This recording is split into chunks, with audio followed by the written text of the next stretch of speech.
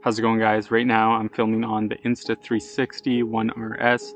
I'm in 6K mode at 24 frames per second. I'm trying to do a little test video to see if this camera is even cinematic at all. Yeah, I'm really interested to look at the footage. If I don't like how it looks, I'll probably go with the GoPro Hero 11. But yeah, check out this video. Let me know what you think.